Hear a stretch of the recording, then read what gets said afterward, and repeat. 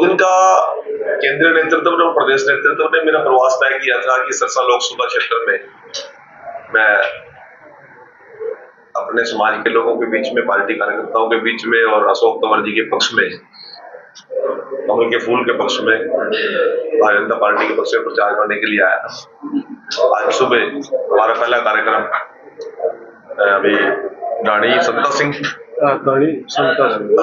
तो दूसरा कार्यक्रम था हमारा वार्ड नंबर 2 एलनाबाद में, और तीसरा कार्यक्रम था नीमवाड़ा एलनाबाद में, नीमला गांव में था। उसके बाद पार्टी कार्यालय के अंदर सैकड़ों की संख्या में कार्यकर्ता विभिन्न मोर्चों, प्रकोष्ठों और खासतौर से एससी वर्ग के बहुत से कार्यकर्ता आज यहाँ आए हुए थे। उन सबसे हमने बातचीत की और अभी अनाज मंडी एलनाबाद में हूँ और शाम के कार्यक्रम रानिया में हूँ और शाम के कार्यक्रम सरसा में। तो कार्यकर्ताओं से मिलने का ही कार्यक्रम है और अशोक तंवर जी के पक्ष में ज्यादा से ज्यादा लोग मतदान करें, मोदी जी के हाथ मजबूत करें और तीसरी बार केंद्र में सरकार बने। और केंद्र में सरकार बनने का सिर्फ सीधा सीधा एक ही कारण है कि जो योजनाएं 2047 का जो विजन जो मोदी जी ने दिया है कि 2047 में देश विकसित भारत बने, उस काम पर मोहर लगाने का ये अवसर है। देश बहुत लंबे समय से 75 साल हो गए हम विकासशील देशों की श्रेणी में है। हमारा भी सपना है कि हमारा देश विकसित भारत बने, हमारी भी अर्थव्यवस्था, हमारी भी मूलभूत सुविधाएं, हमारे भी जीवन स्तर इस देश के लोगों का ऊंचा हो और हम भी सर उठा के ये कह सकें कि हम भी विकसित देशों की श्रेणी में हैं। तो उन सपने को मोदी जी ने हमें दिखाने का काम किया है और उस सपने को साकार करने की जिम्मेवारी हमारी बनती है, ताकि हम मतदाता के साथ पास जाके गांव में, ढाणी में, गली में, कूचे में जाकर लोगों से हम जनसंपर्क कर रहे हैं। और ये सारा सपना साकार केवल मोदी जी के नेतृत्व में संभव है, क्योंकि जो इंडी गठबंधन है वो तो एक दूसरे अपने परिवार को बचाने में लगे हुए हैं। ज्यादा से ज्यादा नेता जेल में है, जो बाकी बच्चे वो बेल पे हैं। तो उन लोगों का ना कोई विजन है, ना कोई उन लोगों की सोच है, ना कोई विचारधारा है। वो तो केवल एक ही मुद्दे को लेकर चल रहे हैं। अब मोदी जी कहते हैं मैं 2047 में विकसित भारत बनाऊंगा, जिसको तीसरी अर्थव्यवस्था बनाऊंगा, परंतु विपक्ष के लोग कुछ ऐसा नहीं बोलते।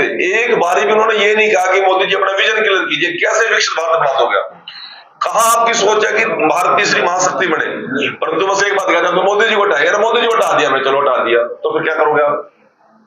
बात तो कुछ भी नहीं है। आगे उन लोगों के पास ना नीति है, ना नीयत है, ना नेता है। नेता विहीन विपक्ष, नीतिहीन विपक्ष, नेतृत्वहीन विपक्ष। आज पंजाब में, यहां से कितने दूर है बॉर्डर पंजाब का? 40 किलोमीटर पे कांग्रेस और आम आदमी पार्टी युद्ध पर जा रहा है। एक दूसरे को पानी पी पी के कोस रहे हैं, एक दूसरे के ऊपर भ्रष्टाचार के रोप लगा रहे हैं, एक दूसरे के ऊपर परिवारवाद के रोप लगा रहे हैं। हरियाणा में आने के बाद झाड़ू का पंजे का गठबंधन हो गया। यूपी में जाके वो लोग चुनाव लड़ेंगे ही नहीं इकट्ठे। राजस्थान में उनकी कोई और नीति है। तो इस प्रकार का टुकड़े टुकड़े बटा हुआ विपक्ष आज देश को मजबूती नहीं दे रहा, देश को कमजोर करने वाली ताकतों के साथ उन्होंने हाथ मिलाया। तो इसलिए हम भारतीय जनता पार्टी के पक्ष में मतदान की अपील करके लोगों को मोदी जी के साथ जोड़ने, अशोक तंवर जी के साथ जोड़ने के लिए हम वादा किए। और कैसा माहौल है और जनता का क्या जन समर्थन मिल रहा है?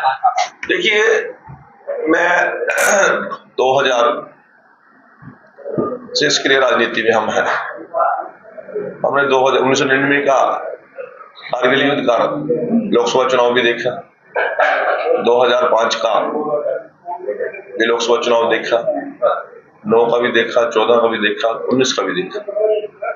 आज पूरी तरह एक तरफा चुनाव मोदी जी के पक्ष में है और पूरे देश के मतदाता ने यह मन बना लिया है कि हमारी यदि जरूरतों को पूरा कर सकता है, देश को कोई गौरव बढ़ा सकता है, आतंकवाद पर कोई लगाम लगा सकता है, देश की सीमाओं को कोई सुरक्षित कर सकता है, कोई वंदे भारत ट्रेन चला सकता है, बड़े बड़े हाईवेज, ग्रीन हाईवेज बनाने की कोई प्रश्न रखता है, तो मोदी जी रखते हैं।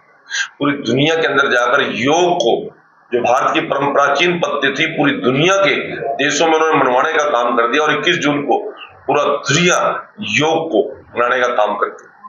तिरंगा हाथ में लेकर यूक्रेन और रशिया का युद्ध हो रहा है, उन्होंने 4 घंटे के लिए युद्ध विराम कर दिया क्या कह दिया कि 20,000 छात्र जिसके हाथ में तिरंगा होगा वो यहाँ सुरक्षित निकल जाए, ना रसिया अटैक करेगी और ना यूक्रेन अटैक करेगी।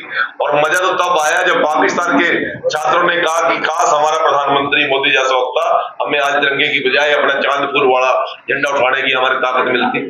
जो पाकिस्तान आतंकवाद के बल पर हमारा कश्मीर मांगने की बात करता था, आज वो हाथ जोड़ के कहता है कि हम कश्मीर की तरफ तो देखेंगे ही नहीं, हमें तो मुजफ्फराबाद और बलूचिस्तान छोड़ दो, हम आपके आगे हाथ जोड़ते हैं। ये स्थिति में कांग्रेस तो ये कह रही है कि इस भाजपा है जो सिर्फ राम के नाम पे वोट मांग रही है, कोई विकास के नाम पे तो वोट ही नहीं मांग रही है। अच्छा, राम का नाम में क्या बुराई है? आप राम को नहीं मान, राम तो मैं बता रहा हूँ। अच्छा, सबके हैं तो फिर 500 साल टेंट में क्यों रहे? 70 साल उन्होंने राज किया तो वहां पर राम भक्तों पे गोलियां क्यों चलवाई?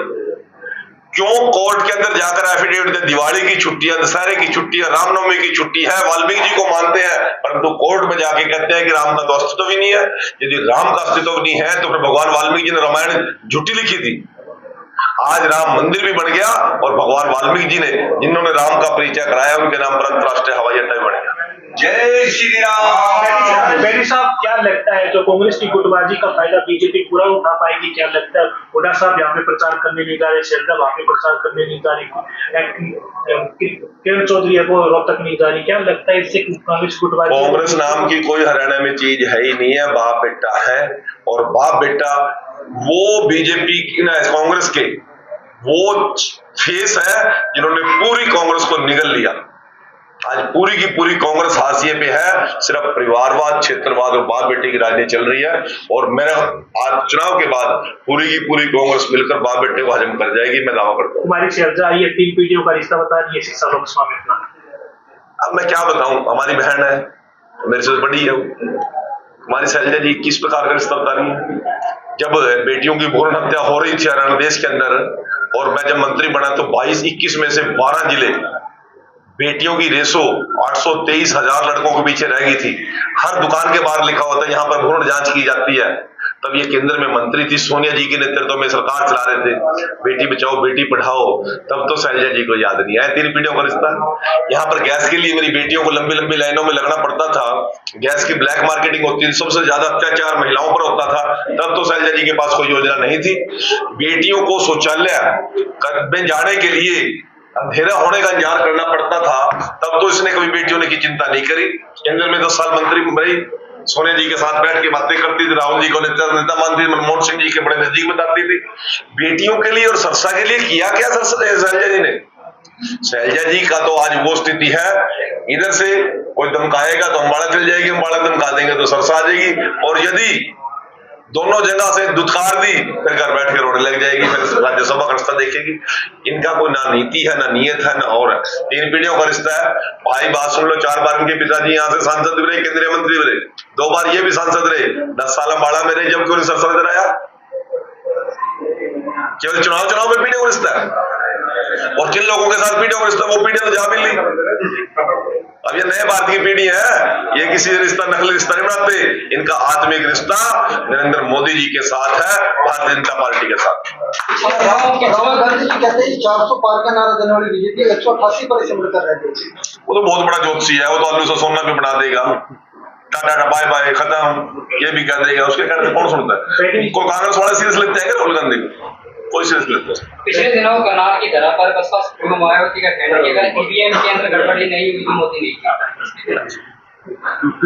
बूथ कमेटियां हम बनाएंगे 5 के 5 साल, पन्ना प्रमुख हम बनाएंगे, शक्ति केंद्र पे त्रिदेव हम बनाएंगे, बूथ पे त्रिदेव हम बनाएंगे, लोगों के बीच में हम जाएंगे, 24 घंटे बिजली हम देंगे, गैस के सिलेंडर हम देंगे, बेटियों को शौचालय हम देंगे, बेटी बचाओ बेटी पढ़ाओ अभियान हम चलाएंगे, किसान के खाते में डायरेक्ट पेमेंट हम डालेंगे, किसान को मुआवजा हम देंगे, 24 घंटे बिजली हम देंगे। ईवीएम हैक उनकी हो जाएगी। अरे कुछ किया हो तो ईवीएम हैक ना हो, कुछ किया ही नहीं। ईवीएम हैक नहीं कर रहे हमने तो लोगों के पसीने माथे से पूछने का काम किया है, हमने तो लोगों के जख्म पर मरहम लगाने का काम किया है, हमने तो आयुष्मान कार्ड के माध्यम से करोड़ों करोड़ों लोगों के घुटने बदलवाने का काम किया, उनका फ्री मेडिकल इलाज कराने का काम किया। ईवीएम हैक तो जनता करते, हम नहीं करते। फिर भी विरोध कर रहे बीजेपी का कुछ लोग। कौन?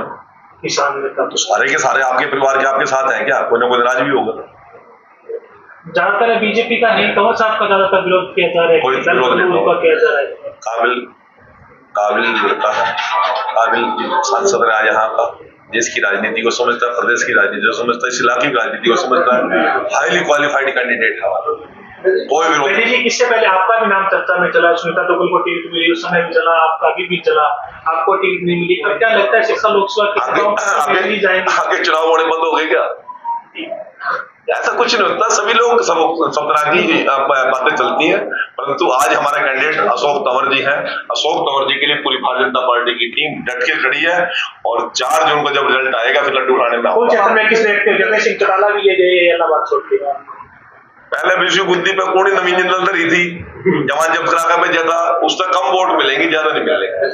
जिस दिन इलाहाबाद आएगा पूछ ले भाई पीछे किसने रखना है, नवीन जिंदल रखेगा।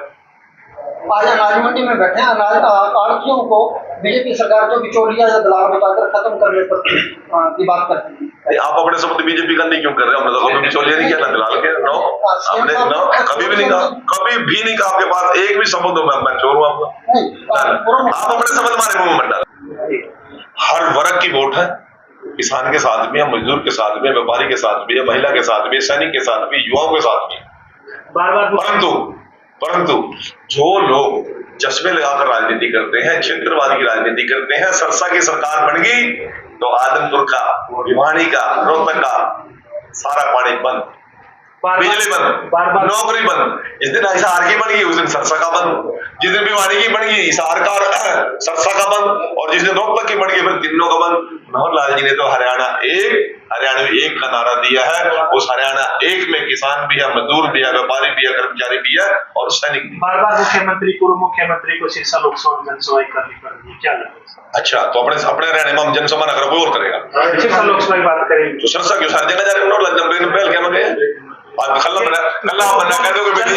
वीडियो बढ़ रही है, क्या जीत में तब्दील हो पाएगी? फिर आपको जीत में तब्दील हो पाएगी ये जनसभा? कौन सी? जो मुख्यमंत्री जी, पूर्व मुख्यमंत्री मोदी जी ने देश के प्रधानमंत्री 400 पार का नारा वैसे थोड़ी दिया, कैलकुलेशन करके दिया है। आप क्यों बिना वाले चक्कर पड़ रहे? कोई नहीं है।